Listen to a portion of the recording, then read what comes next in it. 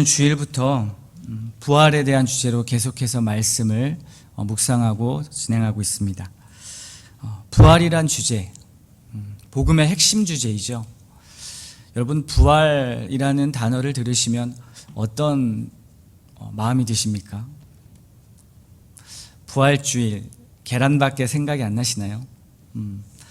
부활 너무 많이 들으면 우리에게 식상할 수 있습니다. 그런데 오늘 말씀 3절 시작을 보니까요, 바울은 이 부활과 복음을 연결해서 굉장히 중요한 말씀들을 전하고 있습니다. 3절 시작 보니까요, 내가 받은 것을 먼저 너희에게 전하였노니 라고 말하고 있습니다. 여기서 바울이 내가 받은 것, 이게 무엇일까요? 1절 말씀 보면 내가 너희에게 전한 복음이라고 말하는 바로 그 복음입니다. 복음. 오늘 바울은 그 복음을요, 두 가지로 압축해서 설명하고 있습니다. 3절과 4절 말씀 보십시오. 이는 성경대로 그리스도께서 우리 죄를 위하여 죽으시고 장사 지낸 바 되셨다가 성경대로 사흘 만에 다시 살아나사. 바울은 두 가지로 복음의 핵심을 정의하는데요, 그리스도의 죽으심과 그리스도의 부활입니다. 일반적으로 인간에게 죽음은 받아들일 수 있는 명제이죠. 우리는 언젠간 죽을 거라는 것을 누구나 알고 있습니다. 보통 죽은 자가 다시 살아난다라고 하는 이런 주장을 하는 사람이 있다면 미친 사람 취급을 하겠죠. 그렇죠? 그런데 예수님의 제자들은 그 예수님의 부활하심을 목격하고 그리고 그 부활 복음을 자신 있게 선포했습니다. 예수님 자신도 스스로 자신은 십자가에 죽으시고 부활하실 것을 자기 입으로 말씀하셨습니다. 이 복음을 듣는 사람들이 있다면 결국 누구나 예수님의 이 부활 앞에서 한 가지를 선택해야 할 것입니다. 그리스도가 진짜 역사 속에서 죽음을 이기시고 부활하신 하나님이시거나 아니면 사람들을 현혹하고 선동했던 미친 사이비 교주이거나, 여러분은 둘 중에 하나를 선택하셔야 합니다. 그런데 우리는 예수님을 미친 사람이나 교주로 생각하지 않죠. 그는 부활하신 우리의 왕이요 주인이십니다. 부활하신 우리의 왕, 우리의 주인. 이 단어, 저는 부활을 묵상하면서 이 명제 자체가 굉장히 은혜가 되더라고요. 무언가를 설명할 필요 없이 우리의 왕 되시고 우리의 주인 되신 예수 그리스도. 이 문장이 우리의 삶의 중심이 될 것입니다. 우리의 왕이 되셔서 우리를 통치하시고 우리의 삶을 다스리시고 우리의 모든 삶의 영역에서 주인이 되어주시는 분. 이것이 여러분에게도 은혜가 되신다면 우리 같이 부활에 대해서 좀 더 깊게 묵상을 해보기를 소원합니다. 예수님의 부활이 정말 역사 속에서 일어난 사실이라면 우리에게 어떤 의미가 있는 것일까? 아까 읽은 3절과 4절로 가보겠습니다. 복음의 핵심이라고 말씀드렸던 두 가지가 있었죠. 그리스도의 죽으심과 부활하심을 수식하는 단어를 한번 확인해 보십시오. 무엇이 그리스도의 죽으심과 부활하심을 수식하고 있습니까?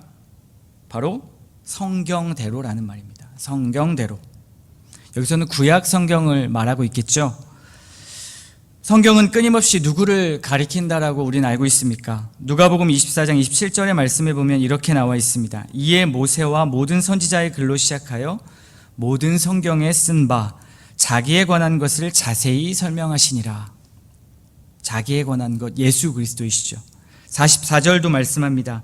또 이르시되 내가 너희와 함께 있을 때에 너희에게 말한 바 곧 모세의 율법과 선지자의 글과 시편에 나를 가리켜 기록된 모든 것이 이루어져야 하리라 한 말이 이것이라 하시고. 그러니까요, 성경 전체는 예수 그리스도를 가리키고 있습니다. 그러므로 그리스도의 부활은 구약에서 하나님의 약속하신 그 성경대로 그대로 성취되었다라는 것을 보여주는 것입니다.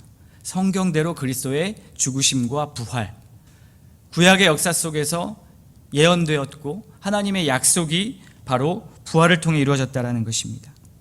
즉 그분이 하나님의 아들이자 창조주이며 구원자라는 그 예수님의 가르침이 변하지 않는 진리라는 것을 확증하는 것입니다. 부활 사건을 통해서 그게 다시 한번 확증되는 것이죠. 그리고 요한복음 14장 16절 말씀이 우리에게 다시 한번 참이라는 것을 볼 수 있습니다. 그 말씀이 이렇죠. 예수께서 이르시되 내가 곧 길이요 진리요 생명이니 나로 말지 않고서는 아버지께로 올 자가 없느니라. 그리스도가 진리입니다. 내가 예수님의 말씀에 공감을 하든 하지 않든 나의 생각과 가치관이 예수님의 말씀과 같든 같지 않든 그분의 말씀은 길이요 진리요 생명이십니다. 그래서요, 우리는 진리이신 그 예수 그리스도를 어떻게 합니까? 굳게 붙들어야만 하는 것이죠. 왜요? 그리스도를 말미암지 않고서는 하나님께 나아갈 수 없기 때문입니다. 우리는 삶에서 이 진리의 말씀이 부대낄 때가 참 많이 있죠. 안 부대끼시면 문제가 있는 겁니다. 부대끼셔야죠. 매일매일 부대껴야 합니다. 주일 말씀처럼 우리가 믿고 싶은 것만 믿고 보고 싶은 것만 보고 또 듣고 싶은 것만 들으려고 하는 인간의 죄성이 우리에게 있기 때문에 말씀이 부대껴야 하는 것은 너무나 당연하고 정상적인 일입니다. 이와 관련해서 담쟁이 학교에서 한 자매의 나눔이 굉장히 인상적이었습니다. 그 자매가 나눈 나눔 노트에 적은 내용을 잠시 소개를 해드리려고 하는데요. 한번 들어보십시오. 때때로 기도해야 하는 것을 알고 있기에 기도하기 싫을 때가 있곤 했다. 내가 먼저 잘못을 인정하고 남편에게 사과를 해야 하는 때도 있었다. 너무나 화가 나는 상황이 찾아올 때 이것이 영적 전쟁임을 알기에 참아야 할 때도 있었다. 그렇기에 말씀 묵상을 하면 자기 부인과 손해를 감수해야만 한다는 것을 알기에 진리를 알면서도 외면하고자 할 때가 많았던 것 같다. 여러분 어떻습니까? 진리를 알면서도 들었으면서도 외면하고 싶을 때가 있죠. 저 역시 이런 마음이 들 때가 참 많이 있습니다. 은혜 받으면, 말씀을 들으면 내가 져야만 하고 내가 굽혀야만 하는 것을 아니까 의도적으로 은혜의 자리로 나가지 않는 거죠. 은혜의 자리가 두려운 것입니다. 은혜의 자리가 싫은 거죠. 하나님의 말씀을 이것은 내 생각대로 비트는 것입니다. 그대로 순종하지 않는 것이죠. 이러한 우리의 모습을 볼 때 그럼에도 불구하고 우리 하나님께서는 어떠십니까? 이런 우리의 상태와 상관없이 절대적인 자신의 주권으로 자기의 뜻을 이뤄가고 성취해 내시는 분입니다. 그래서 오히려 안전한 것이죠. 은혜는 내가 받겠다고 내가 받아야지 해서 은혜를 받는 것이 아니라 그 은혜를 수여하시는 분이 주셔야 받는 것입니다. 그 은혜의 주권은 하나님에게 있죠. 이러한 하나님의 성품은 예수님의 죽으심과 부활을 통해서 확실하게 입증되었습니다. 그러므로 성경대로 이루어졌다라는 이 말은 인간의 상태에 자주되지 않는 그러한 하나님의 신실하신 성품을 나타내는 것이죠. 인간의 어떠한 상태에 따라 하나님은 바꾸시지 않습니다. 인간의 조건 여부에 따라서가 아닌 그 하나님의 크신 주권의 손 아래에서 하나님의 뜻들이 이루어져 간다라는 말입니다. 그런데 우리는 자꾸 내 상태에 따라서 하나님의 말씀을 해석하고 적용해서 뒤틀고 싶어하는 경향이 있습니다. 내가 지금 이런 감정이니까, 우리의 가정이 이런 환경이니까, 우리의 자녀가 지금 이런 상황이니까, 이것은 결국 그리스도를 붙잡지 않고 자신을 붙잡는 것과 같습니다. 그래서요, 오늘 본문 2절은 그리스도를 붙잡는 것과 대조해서 그리스도를 붙잡지 않는 이것을 헛된 믿음이라고 말하고 있습니다. 헛된 믿음. 복음과 다른 방향으로 자기 삶을 읽는 것이죠. 9절과 10절 말씀입니다. 나는 사도 중에 가장 작은 자라. 나는 하나님의 교회를 박해하였으므로 사도라 칭함받기를 감당하지 못할지아니라. 그러나 내가 나 된 것은 하나님의 은혜로 된 것이니 내게 주신 그의 은혜가 헛되지 아니하여 내가 모든 사도보다 더 많이 수고하였으나 내가 한 것이 아니요 오직 나와 함께 하신 하나님의 은혜로라. 바울은요, 지금 복음으로 자기 존재를 보고 있습니다. 그는 자신을 고백하기를 굉장히 자격 없는 자, 무가치한 자로 표현하고 있죠. 자신이 주를 위해 이렇게 수고하는 것도 내가 하는 것이 아니라 하나님이 하신다라고 말하고 있습니다. 바울이 말하고 싶은 건 이겁니다. 간접적으로 지금 헛된 믿음에 대해서 이렇게 말하는 거죠. 자기 자신을 신뢰하고 자기가 이룬 업적으로 자랑하는 것은 죄의 본질이다. 그러므로 자신을 신뢰하거나 자랑하지 말고 오직 주를 신뢰하고 주만 자랑하라.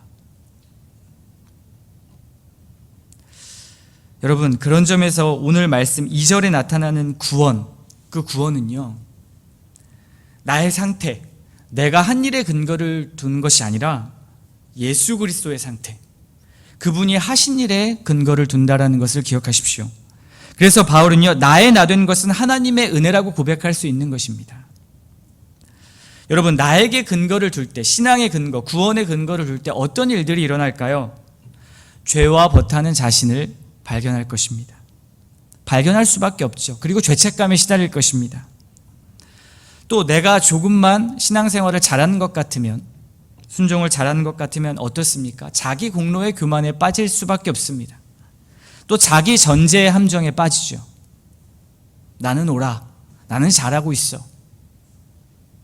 나의 상태를 근거로 두면 우리의 미래는 불확실할 수밖에 없습니다. 내 기분과 감정, 환경에 따라 내 미래는 달라지겠죠. 그럼 신자의 미래의 근거는 어디에 있을까요? 저와 여러분의 미래의 근거, 바울처럼 하나님의 은혜, 즉 예수 그리스도의 상태에 우리의 미래의 근거가 있습니다. 그럼 예수 그리스도의 상태가 어떤지를 봐야겠죠. 오늘 본문에 비추면 그리스도의 부활의 상태는 어떤 의미일까요?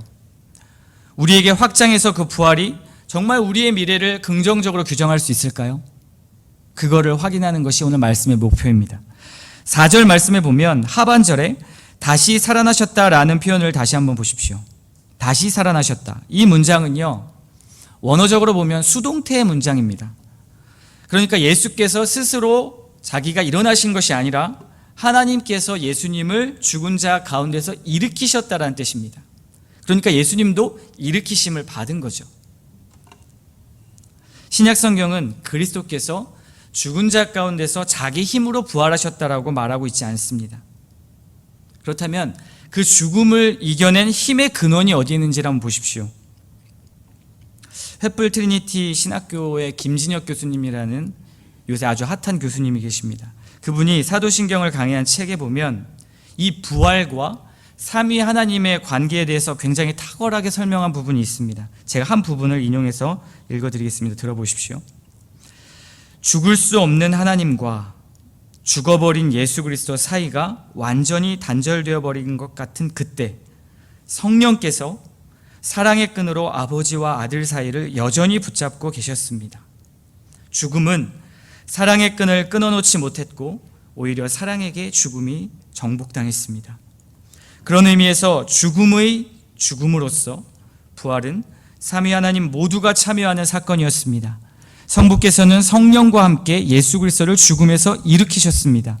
더 나아가 바울은 삼위 하나님 사이에서 일어났던 그 죽음의 죽음은 성령을 통해 우리에게까지 확대됨을 보여줍니다. 하나님께서 선물로 주시는 그 영원한 생명 덕분에 우리는 죽음의 두려움을 넘어서는 부활의 희망을 품을 수 있습니다. 부활은요, 삼위 하나님의 그 뜨거운 사랑의 관계로서 죽음을 정복했던 사건입니다. 단순히 그리스도께서 죽으셨다가 살아나신 것 이상의 우리의 본 신앙의 근거이신 그 삼위 하나님의 사랑의 관계에서 죽음을 정복하는 사건이었다라는 말입니다. 그 사랑과 혜택이요 우리에게까지 확대된다라고 말하고 있습니다. 로마서 8장 11절에 이렇게 말씀하고 있습니다. 예수를 죽은 자 가운데서 살리신 이의 영이 너희 안에 거하시면 그리스도 예수를 죽은 자 가운데서 살리신 이가 너희 안에 거하시는 그의 영으로 말미암아 너희 죽을 몸도 살리시리라. 아멘. 이 사건을 통해서요, 죽음을 향해 나아가는 존재로서의 인간은 끝이 났습니다. 저희는 죽음을 향해 달려가지 않습니다. 새롭게 부활을 향하여 달려가는 존재로서 다시 한번 우리의 인간의 역사가 시작된 것이죠. 이건 엄청난 것입니다. 무엇 때문에 그렇습니까? 그리스도의 부활 때문입니다. 죽음을 이기신 그리스도의 부활을 소망할 때 우리는 세상의 소망을 넘어설 수 있는 삶을 살 수 있습니다. 그래서 여러분, 우리의 진정한 소망과 위로는요, 성령께서 끊임없이 지시하고 가리키셨던 그 다시 사신, 부활하신 예수 그리스도입니다. 우리의 진정한 소망과 위로를 예수 그리스도라고 제가 말씀드리고 싶어서 오늘 본문을 통해서 이렇게 말씀드렸습니다. 제가 이번에 허리 디스크로 고생하면서요, 굉장히 힘들 때 위로가 되었던 적이 있습니다. 저뿐 아니라 많은 중년의 성인들이 디스크 터지는 일을 빈번하게 겪고 있다는 사실이 제게는 큰 위로가 되었습니다. 우리 교회만 봐도 많이 터지셨더라고요. 곳곳에서 터졌더라고요. 아니 저 형제님도, 아니 저 자매님도 나도 터질 수 있었던 거구나. 어떤 일에서 보면 나와 같이 실패하고 무력한 서로를 마주 볼 때 나도 그랬는데 자매님도요? 형제님도요? 아이고 저도 힘들었어요. 그러면서 서로를 위로하죠. 이렇게 나누며 들을 때 위로를 주고받습니다. 위로가 되죠. 그런데 아픈 시간이 지속되기 시작했습니다. 한 주, 두 주, 한 달이 지나면서 그 위로, 공감의 위로는 제게 더 이상 위로로 다가오지 않는다라는 것을 느끼기 시작했습니다. 처음엔 위로가 되었죠. 그 사실 자체로. 그리고 진짜 위로는 장기간 디스크로 고생한 분들이 결국에 여러 방법을 통해서 그 디스크를 극복했다는 위닝 케이스를 들을 때 제게 위로가 되었습니다. 위닝 케이스를 봐야 저도 치료될 수 있다는 소망이 생기기 때문에 그렇겠죠. 위닝 케이스가 없다면 희망을 갖기 어렵다는 것을 깨달았습니다. 전부 다 디스크 터지고 말기암 환자처럼 가망 없이 평생 그 고통을 떠안아야 한다. 끔찍하죠. 여러분의 삶의 위닝 케이스는 무엇입니까? 질문하고 싶습니다. 저의 위닝 케이스는 백년어리 유튜브였습니다. 그분은 저에게 잠시나마 신이 되었습니다. 허리 대통령 정선근 TV죠. 정상근 형제님과 굉장히 이름이 비슷한데 정선근입니다. 저는 종종 개척하려는 목사님들을 봅니다. 개척 성공 사례를 찾아서 저희 교회에 많이 오시더라고요.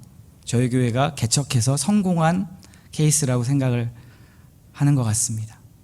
그렇죠? 목회의 방향을 조언받으러 많이 오십니다.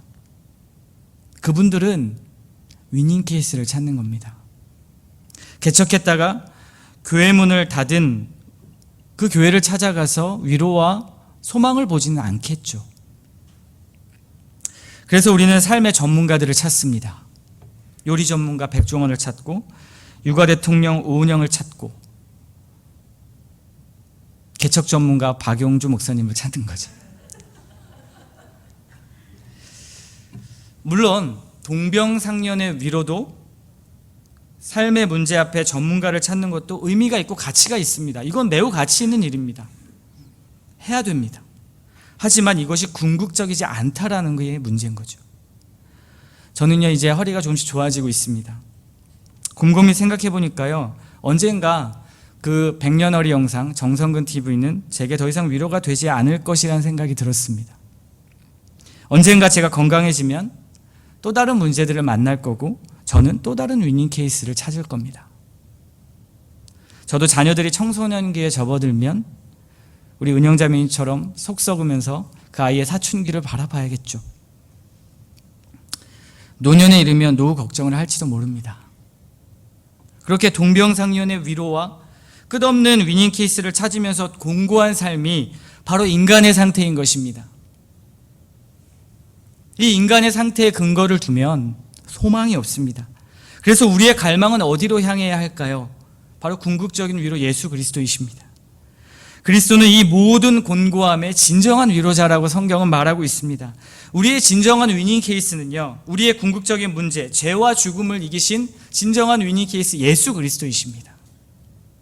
죽음과 생명은요, 본질적인 문제입니다. 성령님은 성부와 연결되셔서 그리스도를 죽음에서 일으키셨던 것처럼 온전하고 궁극적인 그 위닝 케이스, 부활을 우리에게도 주신다라고 아까 말씀을 통해 확인하지 않았습니까? 그분은 우리와 연결되어 있습니다. 그러므로 우리의 소망은 자격 없는 내가 아니라 사도 바울이 고백했던 것처럼 궁극적인 위닝 케이스이신 예수 그리스도입니다. 믿으십니까? 이 예수 그리스도를 중심으로 여러분의 삶을 읽어 나가십시오. 그리스도를 중심으로 여러분의 가정을 읽으십시오. 그리스도를 빼면 안 됩니다. 그리스도를 중심으로요, 여러분의 직장을 읽으십시오. 그리스도를 중심으로 여러분의 미래를 계획하십시오. 그리스도 중심적 신앙 읽기를 하시기 바랍니다. 다른 것에 소망을 두지 마십시오. 오직 부활하신 그리스도만이 참된 위로자이시며 이 그리스도께 나아오는 저와 여러분 되시기를 주님의 이름으로 축원합니다.